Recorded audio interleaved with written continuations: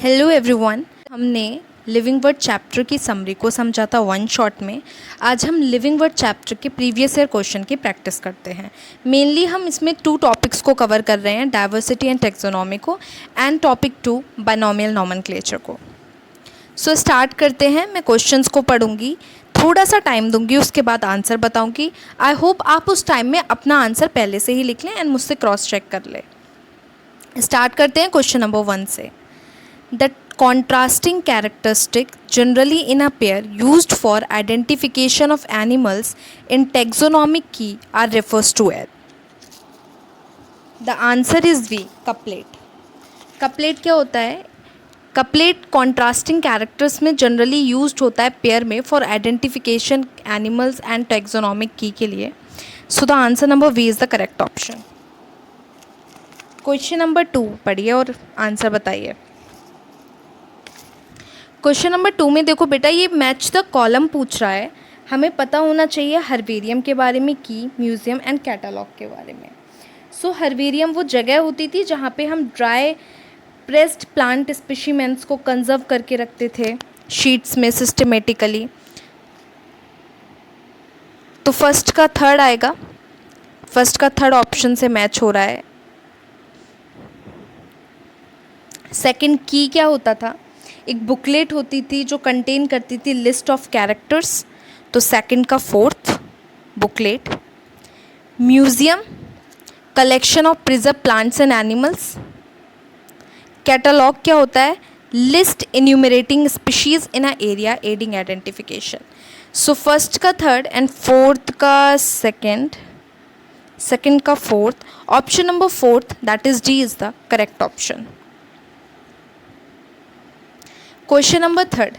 The label of herbarium sheet does not carry information on. बताइए answer. Data of collection भी हम लिखते हैं, नेम ऑफ कलेक्टर भी हम लिखते हैं, लोकल नेम्स भी लिखते हैं, but we do not mention the height of the plant in the herbarium sheet. Okay, so answer number D is the correct option.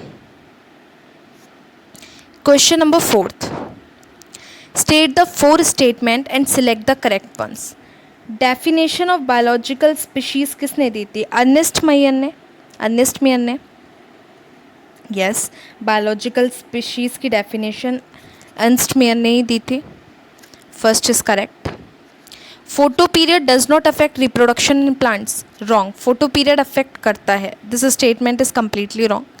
Binomial nomenclature आपका कैरोलस लीनियस ने दिया था, यहाँ पर आर एच विटेकर लिखा है, ये भी गलत है।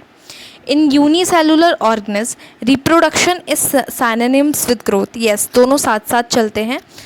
सो option number first and fourth, option number C is the correct option. Question number 5 बताइए आंसर, फटाफट पढ़िए इसको। क्वेश्चन नंबर 5 बोल रहा है बायोलॉजिकल ऑर्गेनाइजेशन स्टार्ट विथ। देखो, बायोलॉजिकल ऑर्गेनाइजेशन कहाँ से स्टार्ट होगा? सब माइक्रोस्कोपिक लेवल से स्टार्ट होगा। वहाँ से क्या बनेंगे? सेल, फिर एटॉमिक लेवल आपका आएगा, फिर आपके क्या बनेंगे? सेल्स बनेंगे, देन आपका क्या? ऑर्गेनिज्म बनेगा। So option number A is the correct option. एक second, option number A is the correct option. सब माइक्रोस्कोपिक मॉलिक्यूलर लेवल से ऑर्गेनाइजेशन स्टार्ट होता है एंड फर्दर चलता है। क्वेश्चन नंबर 6 पढ़िए। The living organism can be unexceptionally distinguish from the non living things on the basis of their ability for. किस ability पे हम उनको नॉन लिविंग एंड लिविंग्स को डिस्टिंग्विश कर सकते हैं? Responsiveness to touch, interaction with the environment and progressive evolution, reproduction, या फिर ग्रोथ एंड मूवमेंट। अब क्वेश्चन में ही हिंट छुपा है। देखो, ये सारे के सारे ऑप्शंस जो हैं वो कहीं ना कहीं लिविंग ऑर्गेनिज्म के कैरेक्टरिस्टिक हैं।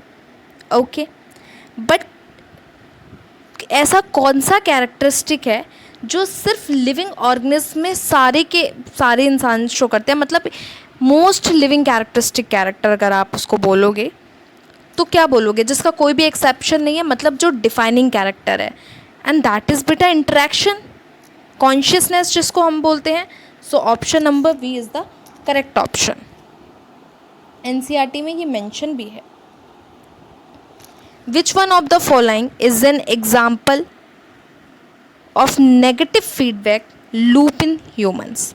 Number 1, constriction of skin blood vessels and contraction of skeletal muscle when it is too cold.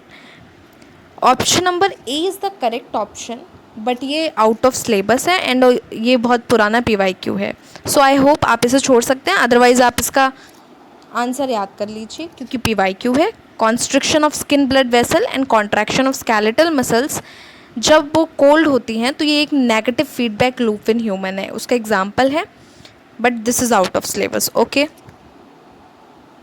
Question number 8, carbohydrate the most abundant biomolecules on earth are produced bye.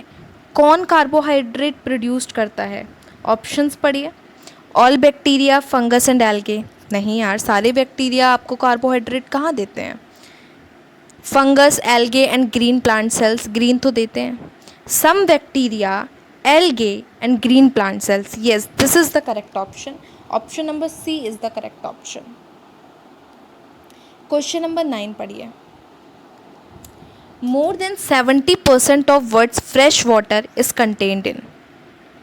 More than 70% of world fresh water आपके polar ice में contained है, that means option number D is the correct option.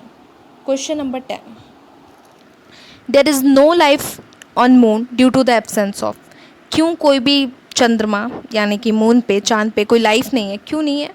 क्योंकि वहाँ पे water नहीं है, that is option number B is the correct option.